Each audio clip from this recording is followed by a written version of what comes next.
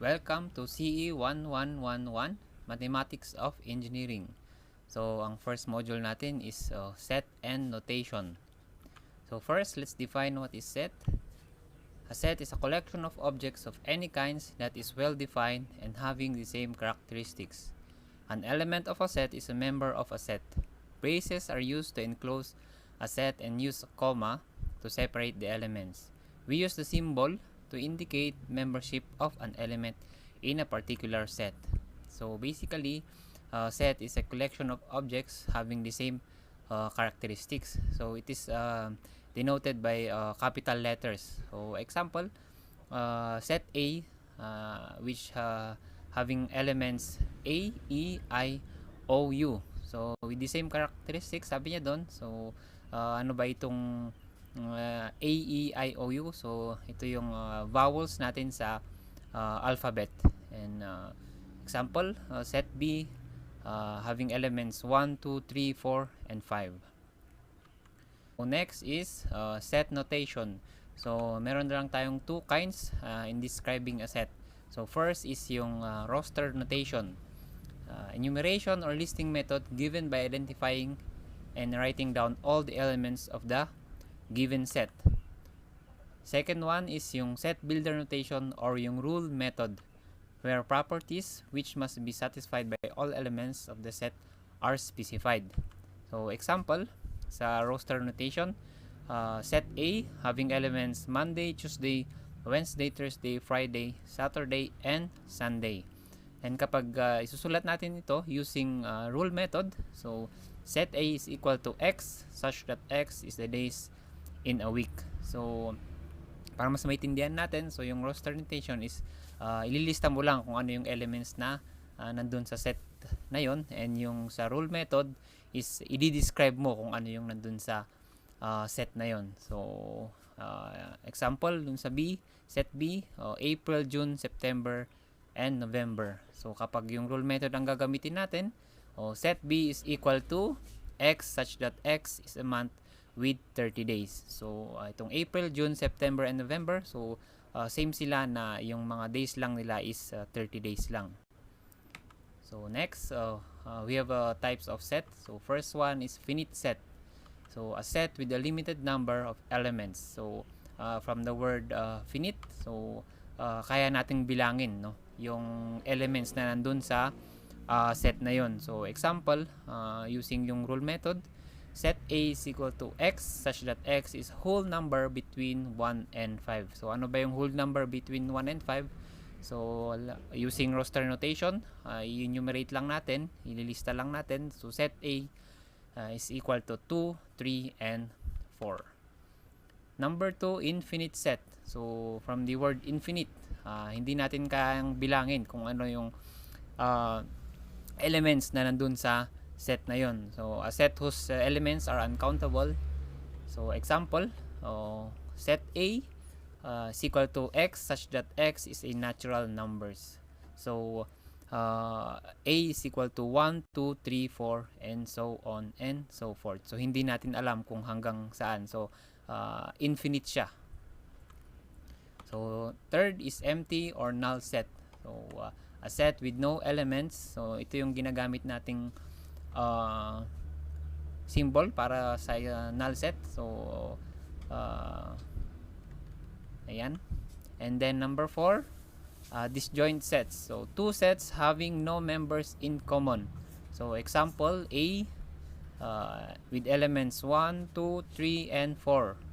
And B with elements 6, 7, 8, and 9. So having elements with no members in common. So walang common sa mga members nila. So ang tawag dyan ay disjoint sets. So joint sets naman is yung parehas sila ng common yung mga members nila. So it's the same. So unit sets, a set composed of only one element. So example is A with having elements of B. So from the word unit, ibig sabihin isa lang. And then universal set, ginagamit natin yung capital letter U. So universal set, the general set or set of elements under discussion. So a set contains that all possible elements that is included in the discussion. So, universal set, ito yung set kung saan andun lahat yung mga possible elements na ini-include natin sa discussion natin.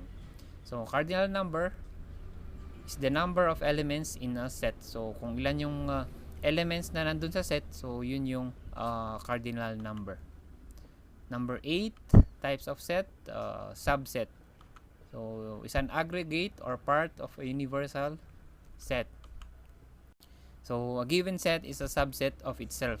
An empty set is a subset of all sets. A set which is a part of a set is a subset. So, example, set A having elements of 1, 2, 3, 4, 5, and 6. So, and set B having elements 2, 4, 6. So, in this case, B is a subset of A kasi yung set B, yung elements ng set B, meron siya sa element ng set A. So, kaya siya naging subset ng A. So, one-to-one correspondence, if there is a possibility to associate each member of a set A with exactly one member of set B. So, one-to-one correspondence is applicable lang ito kapag same yung number ng elements na nandun sa set A and B. Example, kung 6 elements ang meron sa set A and 6 elements din yung meron sa set B, so meron silang one-to-one correspondence. So, number 9, equal sets. So, A is equal to B.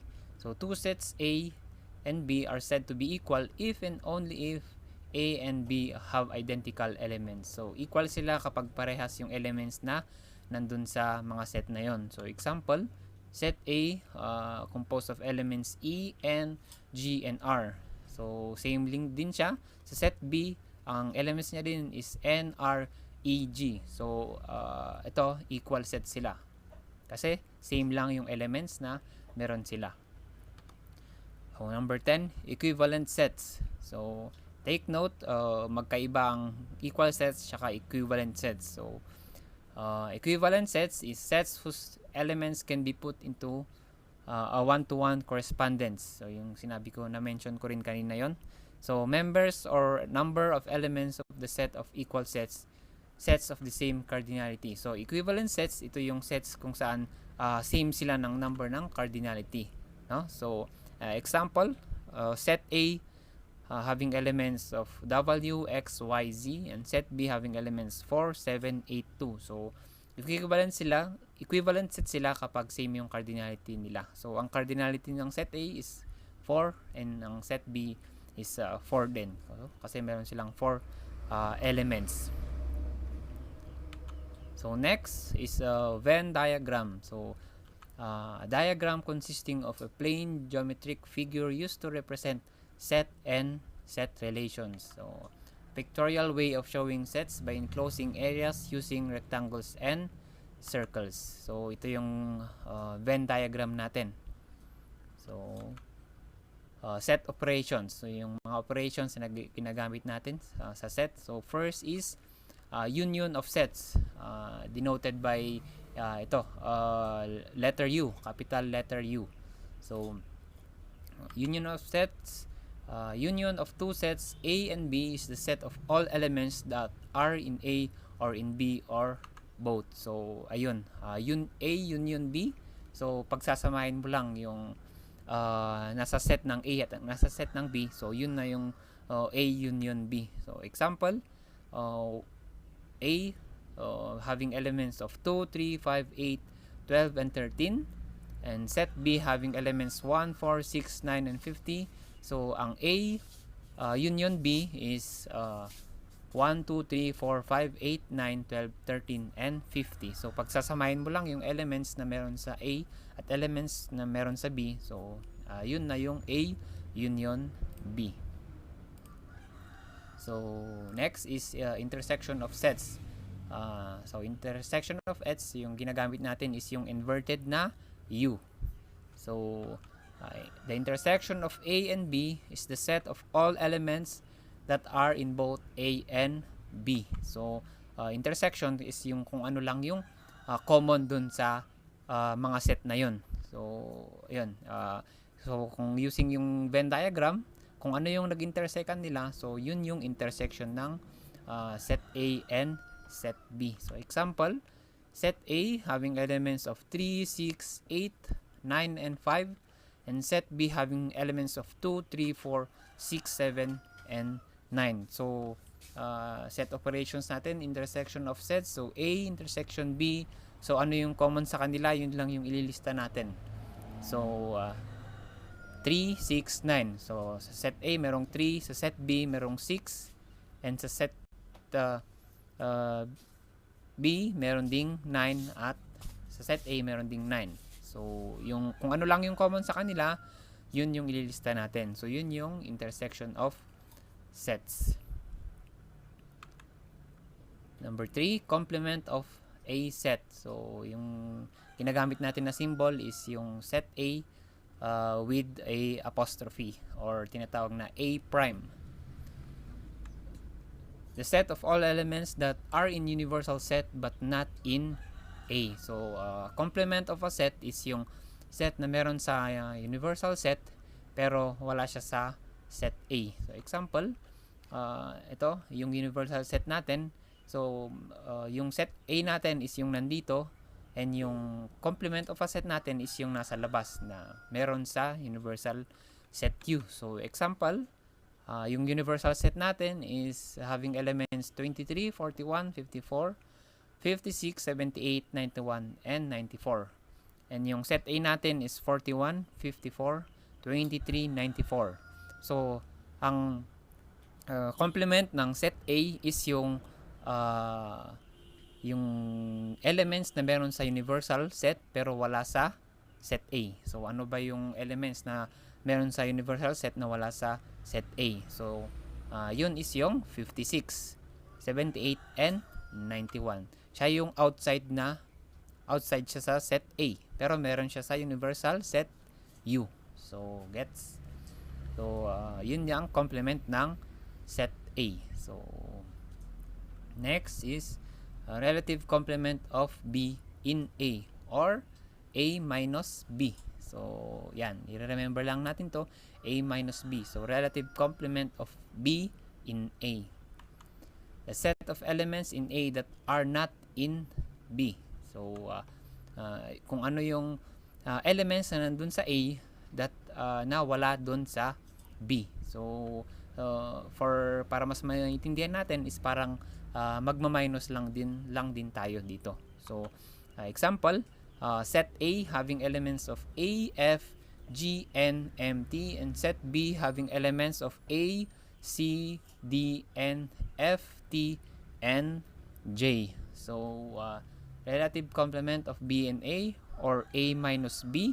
So first is titingnan muna natin kung ano yung common sa kanila. So ano yung common sa kanila?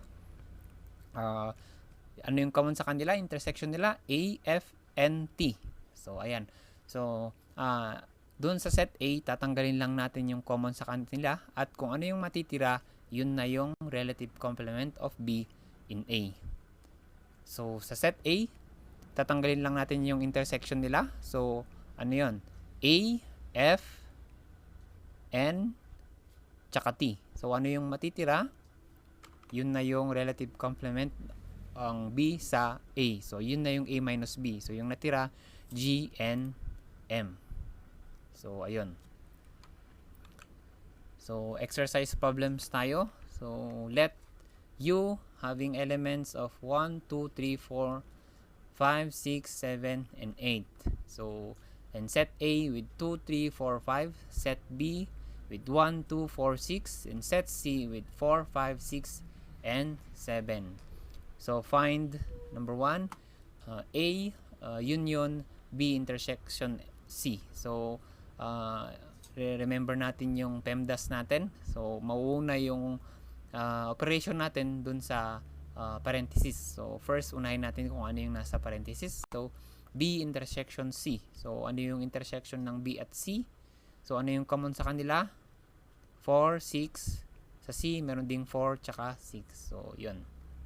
So therefore A union B intersection C is equal to 1, 2, 3, 4, 5, and 6. So pagsasamahin mo lang yung set A. So 2, 3, 4, 5 plus yung 4 and 6. So, idadagdag mo lang yung 6. So, yun na yung elements niya. So, number 2, B minus A or relative complement of A in B. So, yung kanina, i-minus lang ulit natin. Tingnan natin yung common sa kanila. Aalisin natin yung common doon sa B at A at aalisin natin doon sa set B. At kung ano yung matitira is yun na yung magiging sagot natin. So, ano yung intersection ng B tsaka A? B tsaka A. So, 2 tsaka 4. So, sa set A, merong 2 tsaka 4. Set B, 2 tsaka 4. So, relative complement ng B and A. So, aalisin lang natin kung ano yung common. So, ano yung matitira? 1 tsaka 6. So, gets? So, number 3, A minus C complement ng A minus C or yung A minus C close and open parenthesis prime or apostrophe. So, unahin natin yung nandun sa loob ng parenthesis. So, ang A minus C is equal to 2 and 3. So, hanapin lang ulit natin yung common sa kanila at tatanggalin natin dun sa A. Yun na yung magiging sagot natin. So, ang common sa A at C is, ano yung common sa A at C? So, 4. Merong 4 sa C, merong 4 sa A. Meron ding 5 sa A, meron ding 5 sa C. So, yung matitira, 2 and 3. So, yung relative complement niya is yung meron sa universal set na wala sa A minus C. So, ano yung wala sa A minus C? So, yun yung A minus C prime natin. So, 1, 4, 5, 6, 7, and 8. So, ayun. And number 4, A minus B intersection C. So, unahin na ulit natin yung nandun sa loob ng parenthesis. So, A minus B. So, ano yung common sa A and B? Yun yung ibabawas natin. Kung anong matitira, yun yung sagot natin. So, A and B. So, yung common sa kanila is 4 and 2. So, alisin natin yun sa set A. 4 and 2. So, ang matitira na lang is 3 and 5. So, A minus B is equal to 3 and 5. So, therefore, A minus B intersection C is 5. Yung common lang sa kanila, sa C is yung 5. So, yung 5 and yung 5 sa set C. So, ang sagot natin is 5. Number 5, A minus B intersection C. So, unahin ulit natin yung ano yung nandun sa loob ng parenthesis. So, B intersection C is 4 and 6. So, therefore, A minus B intersection C is 2, 3, 5. So, alisin lang ulit natin yung common nila. So, ano yung common dito sa A tsaka B intersection C? So, merong 4. So, yan. 4 sa A. So, alisin lang natin yung common. Yung matitira, 2, 3, and 5. So, 2, 3, and 5 yung magiging sagot natin. And last one is A minus B prime. So, unahin natin yung B prime. So, or yung relative complement ng B. So, B prime is kung ano yung set na meron sa universal na wala sa set B. So, 3, 5, 7, 8. So, ano yung nandun sa set B? 1, 2, 4, and 6. So, ano yung meron sa universal set na wala sa B? So, yung matitira is 3, 5, 7, and 8. So, therefore, A minus B prime is equal to 2 and 4. So, hanapin ulit lang natin yung common nila at yun yung aalisin natin kay A. So, kay A. So, ano yung common nila? 3 tsaka 5. So, alisin ulit lang natin yan. 3 at 5 sa set A. So, magiging sagot natin is 2 and 4. Next is if P is equal to the set of whole numbers between 0 and 5. Q is equal to the set of even numbers greater than 3 but less than 9. And R the set of factors of 6. So, question, what is P intersection Q and union Q and intersection R? So, first, define natin, sulat natin. So P having elements, whole numbers between 0 and 5. So ano yung numbers between 0 and 5? That is 1, 2, 3, and 4. And numbers greater than 3 but less than 9. So ano yung numbers na greater than 3 but less than 9? So that is 4, 6, and 8. And then the set of factors of 6. So ano yung mga factors ng 6? So 1, 2, 3, and 6. So yan yung mga factors ng 6. So first question is P intersection Q union Q intersection R. So unahin natin kung ano yung nandun sa parenthesis. So P intersection Q is equal to 4. So ano yung common sa P at Q? So yung 4 lang. And then Q intersection R, so ano yung common sa kanila? So yung number 6. So number 6. Therefore yung union nila is 4 and 6. Next is P union Q intersection Q union R. So ulahin ulit natin kung ano yung nasa parenthesis. So P union Q, so pagsasamahin lang natin. So 1, 2, 3, 4, 6, and 8. So the same din doon sa isa, Q union R, pagsasamahin lang natin yung mga elements nila. So ang sagot is 1, 2, 3, 4, 6, and 8. So therefore ano yung intersection nila or common nila? So is the same kasi same lang yung elements na nasa dito at same lang din dito. So ang magiging sagot natin is 1, 2, 3, 4, 6, and 8. So next is magsosolve tayo ng worded problem. So an engineering professor conducted a survey regarding the favorite subjects of the students. The following data were gathered: 60 students like the subject algebra, 50 like the subject calculus, and 45 likes the subject physics. 30 students like both algebra and calculus. So 25 students like both calculus and physics. And 20 students like both algebra and physics. Only 15 students like all the 3 subjects. So how many students were surveyed? So first, ililista natin. So algebra, 60 ang may gusto. So calculus, 50 na students. Physics, 45. Algebra and calculus, 30 ang may gusto. Calculus and physics, so 25 ang may gusto. Algebra and physics, 20. And yung all subjects, gusto nila yung all subjects, so 15 students.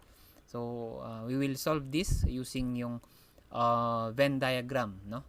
So ito yung Venn diagram natin. Magkakaroon tayo ng tatlong circle. So first circle is yung algebra, second is yung may gusto ng calculus, and third is yung may gusto ng physics. So ang technique dito, so uunahin natin kung ano yung common na gusto ng estudyante. So para makikuha natin kung ano yung mga intersection nila. So yung common na gusto ng estudyante is yung tatlo. So yun yung ilalagay natin dito sa gitna. So all subjects, 15 na student yung may gusto. So yun na yung ilalagay natin dito sa gitna. So 15. So yun na yung intersection nilang tatlo. Kasi sa intersection nilang tatlo, lahat ng mga estudyante na yon is gusto nila yung algebra, calculus, and physics. So 15 students. So next is hanapin natin yung intersection ng algebra tsaka physics. Yung may gusto ng algebra tsaka physics. So first is 20 yung may gusto ng algebra tsaka physics. So take note, meron na tayong 15 dito.